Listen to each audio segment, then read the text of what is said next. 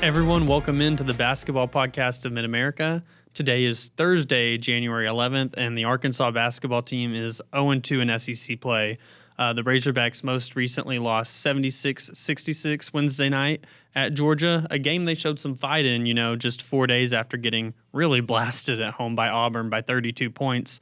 But you don't get any bonus points in the win-loss column, in SEC play for how the game looks. Both count as one loss, and Arkansas is 0-2. I'm Ethan Westerman. Thanks, everyone, for tuning in. I'm joined today by Bob Holt of the Arkansas Democrat-Gazette and Blake Sutton, who he's there in the back running the board for us. Guys, thanks for hopping on. And, guys, we've seen some midseason turnarounds for the Razorbacks under Eric Musselman, but this season just seems like he might have his work cut out for him a little bit more than years before. Yeah, Eric's talked about that. We've asked him about it because they've, like you say, the last 3 years they've gone to 2 Elite Eights and a Sweet 16 when they had rough stretches, including an 0-3 SEC start, and which they're staring right down the barrel at that going to, they're in Gainesville now. They went straight there from Athens. But, Eric Musselman has talked about this. This is obviously a different team. It's a different feel. He's said multiple times this team doesn't resemble his previous teams in terms of, toughness and grit and the ability to guard, play intense defense and stop dribble drives. And so obviously it's still early in the SEC play. We've got 16 conference games left, and there's the SEC tournament, at least one. Everybody's gets at least one SEC tournament game, so there's a minimum of 17 games left. So there's time and opportunities to turn it around, but it's not a promising start at all, getting blown out. Worst home loss ever to a college team by Auburn, 32-point loss. I'm sure everybody remembers the old Phillips 66ers, 1951-52 team, and what they did to Arkansas, and beat them by 35. And then, Georgia's a solid team. Mike White's done a really good job of building up the roster, and they're 10-0 at home now. And so, but that's a good win for Georgia. Arkansas, if people have paid attention the last 3 years, Arkansas blasted them by, 30-plus points. So, that was a winnable road game for Arkansas. They had their shots. Honestly, literally and figuratively had their shots and missed.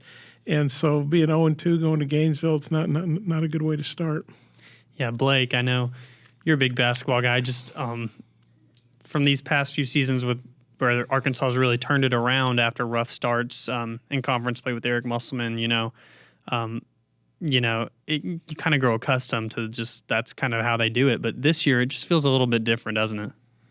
Yeah, and we talked about that. I mean, even ever really since the UNC Greensboro game, we've kind of talked about that. Like, this is, not uncharted territory for Musselman. We've seen this before. A couple of years ago, like when they got blown out by Oklahoma and lost to Hofstra and lost to Vanderbilt, and we've seen some slow starts.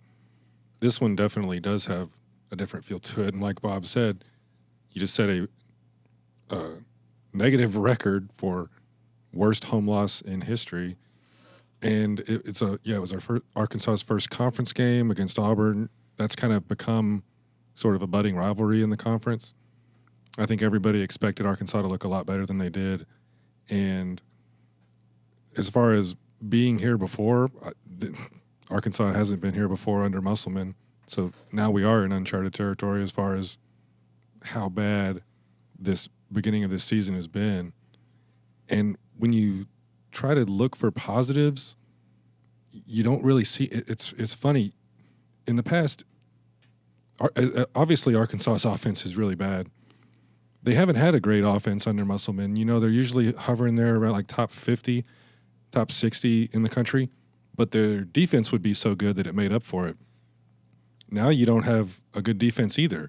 So it's really hard to see what this team does well. The offense is bad. The defense is bad. They turn the ball over too much.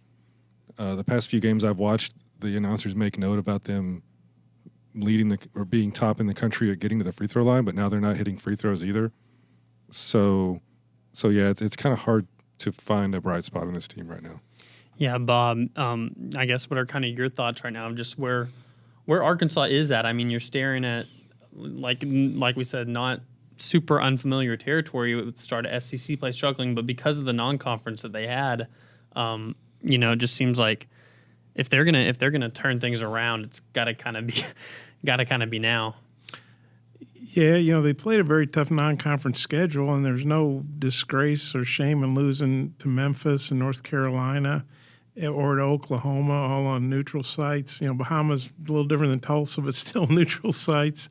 But in Oklahoma, that really wasn't as close as it. 79-70, it was a 19-point lead. Of course, Eric got ejected for the second time in 3 trips there, and North Carolina, they actually led that game at halftime, I believe, and they lost by 15. Of course, Tremont Mark had an incredible game and then got hurt late, and thankfully he's back and healthy, and it wasn't a serious injury. And then Memphis, that would have been a great game for Arkansas. Again, they couldn't get it. And then the Greensboro loss that Blake alluded to, that was Eric Musselman's first non-conference loss at Arkansas. I think it was his first non-conference home, not his first non-conference loss, his first non-conference home loss. I don't count Hoster being North Little Rock. I'm talking about Walton Arena. So, yeah, this season does have some bad firsts.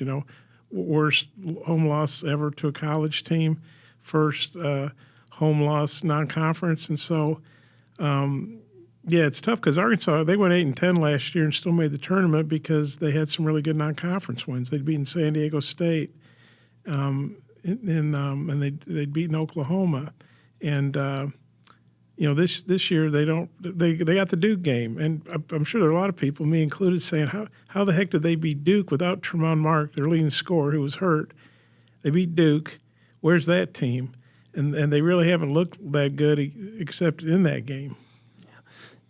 Talking a little bit about Tremont Mark, want to stick with him a little bit, just rehashing a little bit of what happened last night. Like we said at the top, Arkansas loses to Georgia 76-66 last night. But Tremont Mark, he was a bright spot. It seemed like in the second half he was really kind of putting the team on his back, at least from an offensive standpoint.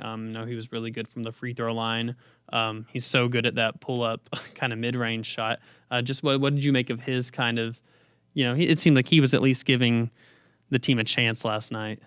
Yeah, I thought he was great, and he didn't hit a 3. He was 0 for 4, but 24 points, 7 boards. I think that's right. 3 assists, 3 steals, 3 block shots.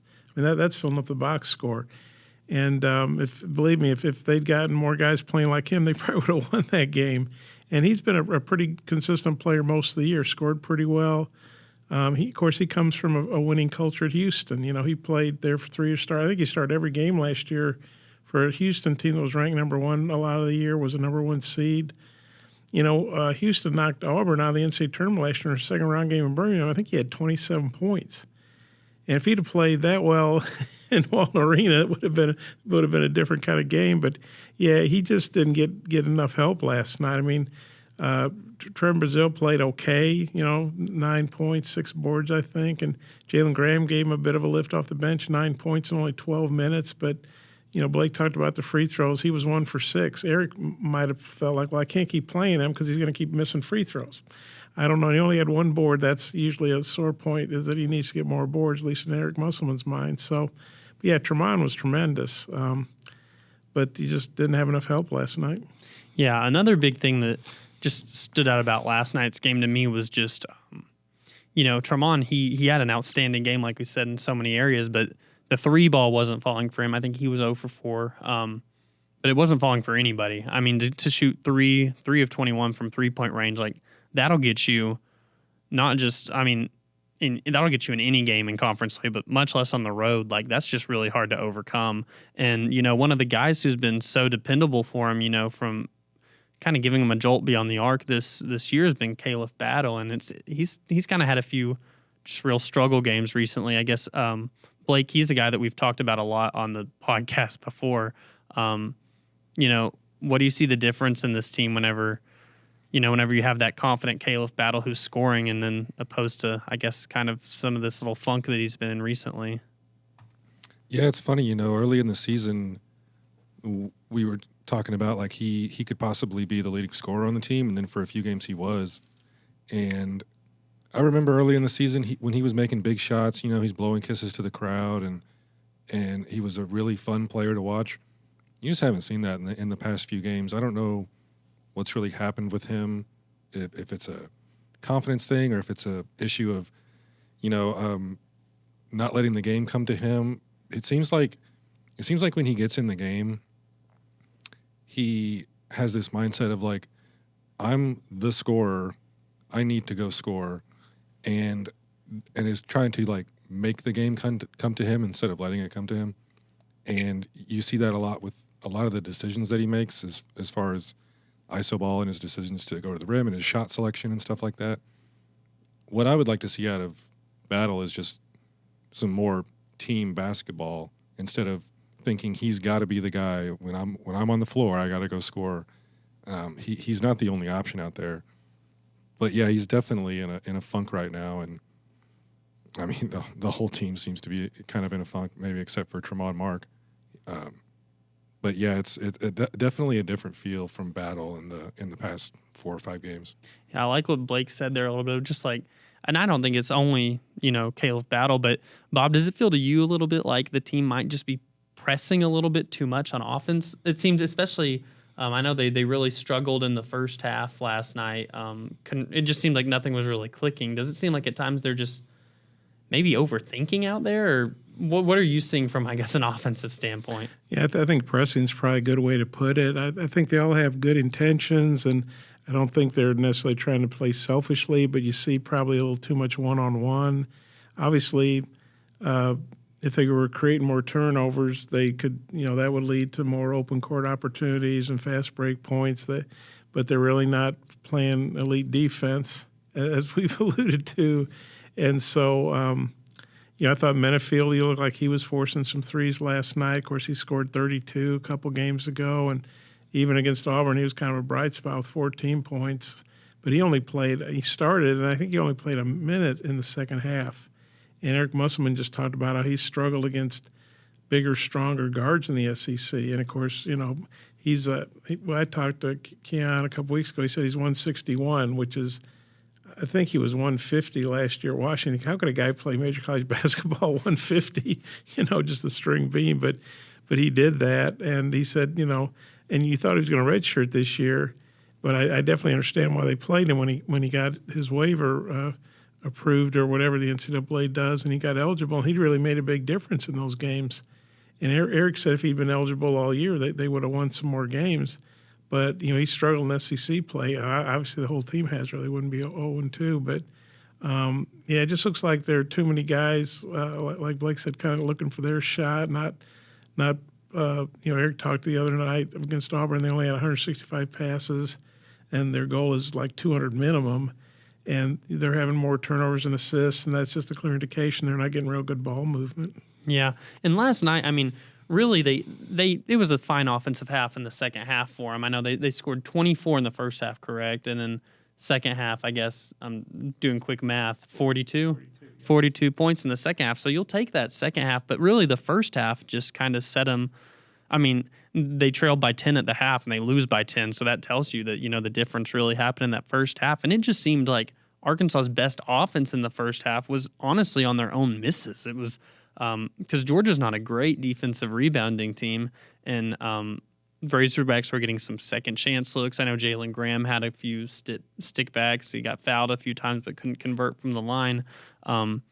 Just felt like that first half, everything was difficult for Arkansas, and that its offense was all coming off its own misses. While meanwhile, a huge story in the game was that Georgia, they were getting points off Arkansas's turnovers. So mistakes Arkansas was making on offense was leading to Georgia's best offense.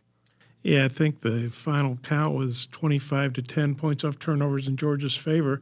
And it's funny because Arkansas had 15 turnovers, which is not good, 9 in the first half. Eric said 10 last night in his post-game presser, but I think he was, and I'm sure he thought that's what it was, but it was like it must have looked even worse to him than it was in reality. So they had 9 turnovers in the first half, 6 in the second. But Georgia had 13, but the difference was Georgia was able to convert Arkansas's turnovers into far more points, outscored them by 15 in that category. And they win by 10 and they outscored them by 15. So between the turnovers and all the missed threes, I mean, those were the two categories where Arkansas was really did itself in. Yeah, and Arkansas had a chance there late in the game. They really clawed all the way back in the second half, hit some.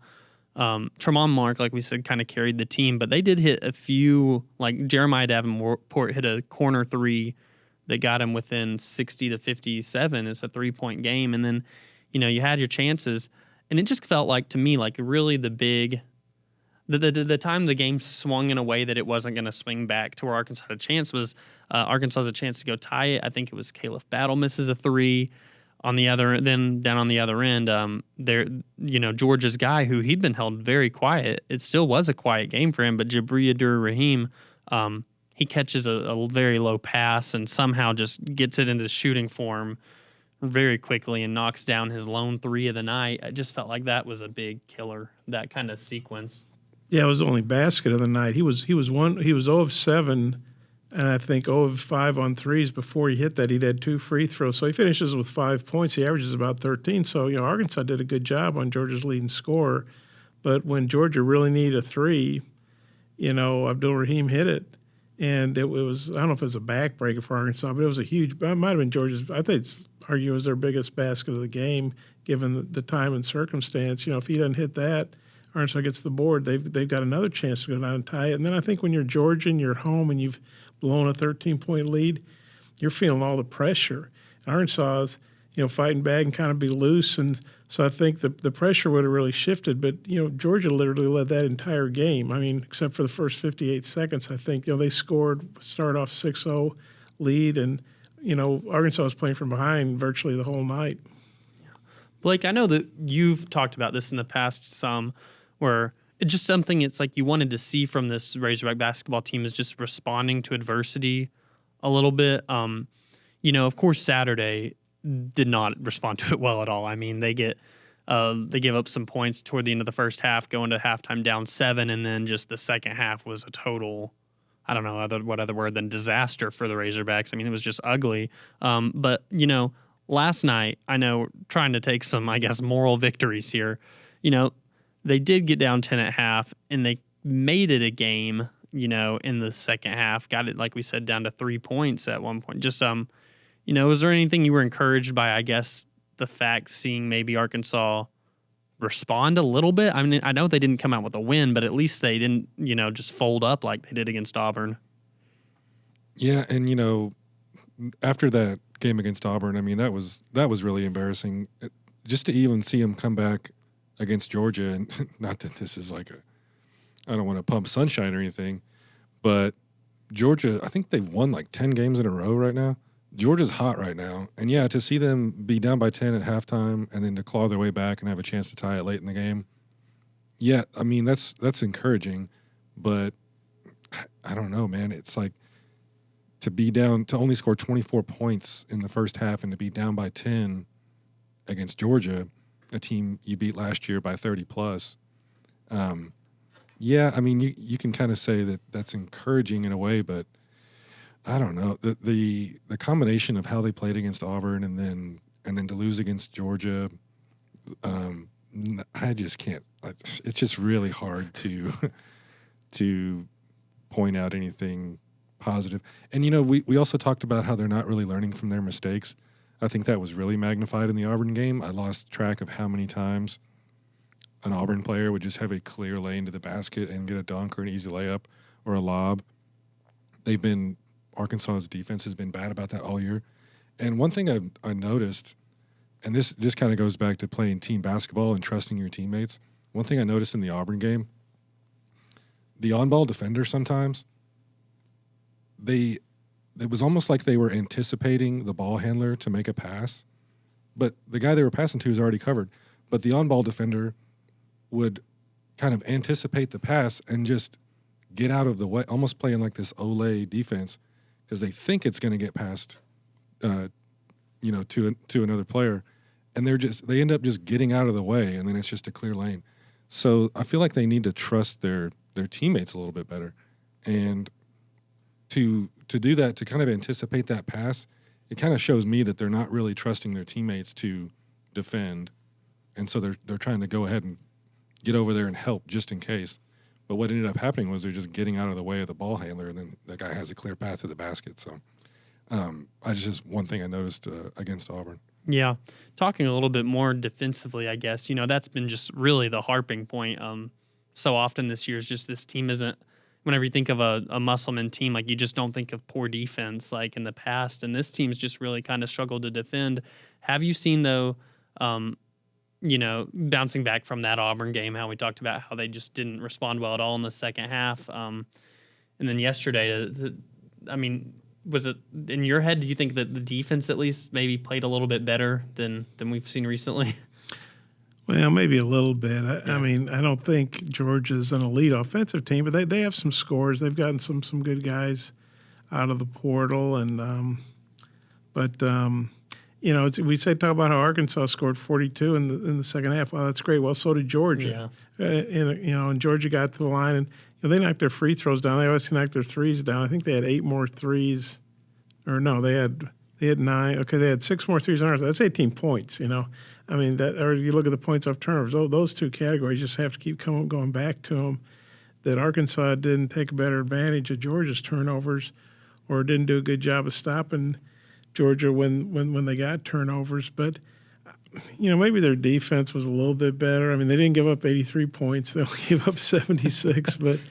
but you just feel like this isn't going to be a good defensive team. I mean, at this point, 16 games in, literally halfway, or one game past minimum halfway. I don't think they miraculously turn into a really good defensive team. And there's not as good a team, I think, as we thought they'd be. I think they have individual talent. They're just the parts haven't been as good as the sum. That doesn't mean it can't happen, because Eric's going to keep, and his staff are going to keep coaching these guys, and these guys, they want to win. They didn't come here to lose. Some of these guys have never played in the NCAA tournament, and also they're kind of auditioning, where they're auditioning for NBA teams or to play in the G League, or to go overseas, or to go in the portal and want somebody to want them. There's if these guys don't get things going, there's not going to be. I mean, they're playing for their futures right now too. Different degrees of that. Yeah, it certainly feels like we said, how this just feels a little bit different from those other years where Musselman teams have really turned it around and kicked it into gear, and we've seen those great postseason runs that they've had.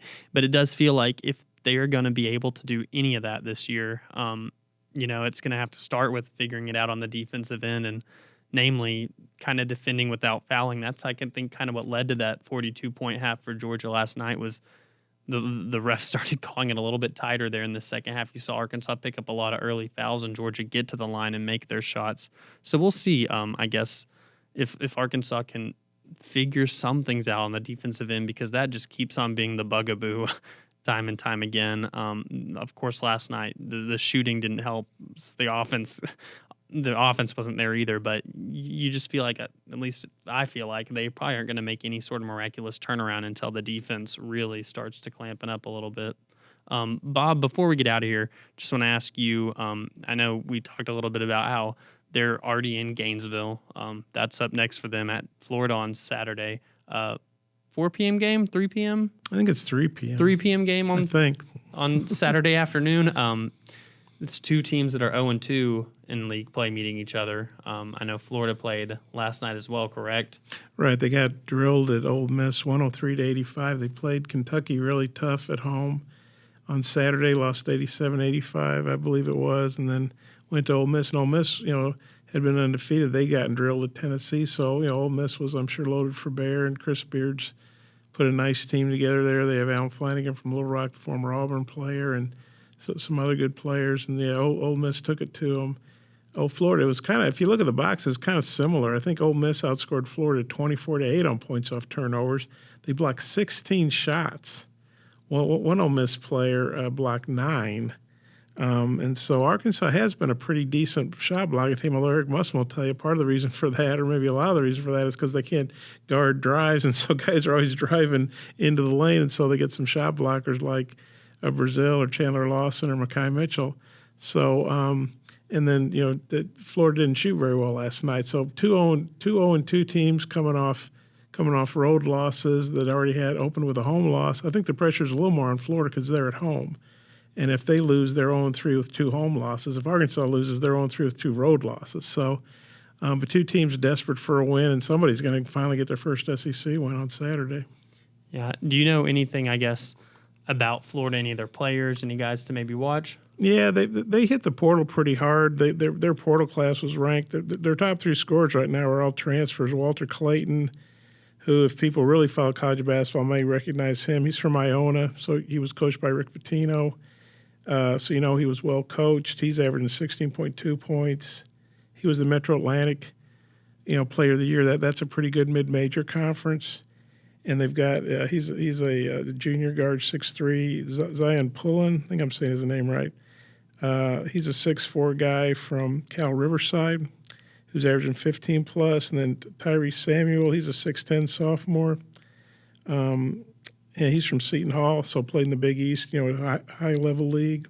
He's averaging 13. And then people may remember Riley Kugel, who was on the all freshman team last year. He's a sophomore. Now he's doing okay. He's averaging about 11 points, but last night at Ole Miss, he only played 4 minutes and didn't score. And I was reading up some on the game, and Golden, Todd Golden, the guy obviously got asked, hey, why did he only play 4 minutes? He said he just didn't think he had it. So what that means, I don't know.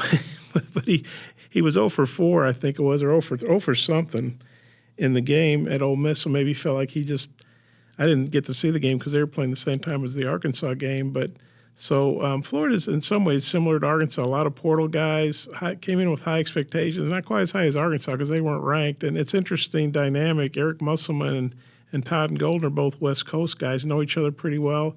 Eric, he actually mentioned after the game last night he had talked to Todd Golden earlier this week. I don't think Eric talks to a whole lot of other SEC coaches during the season, unless they're playing each other. So they're good friends, and I'm sure have a lot of mutual respect. And so, but they both are desperate for a win. Well, this time next week, whenever we're back here talking about the Razorbacks, we'll have had that game, the Florida game, to talk about, and then they'll also have played Texas A&M. That's up for them on Tuesday. That's at Bud Walton Arena, so we'll have that to talk about. But as for Ethan Westerman and Blake Sutton and Bob Holt, this has been the Basketball Podcast of Mid-America.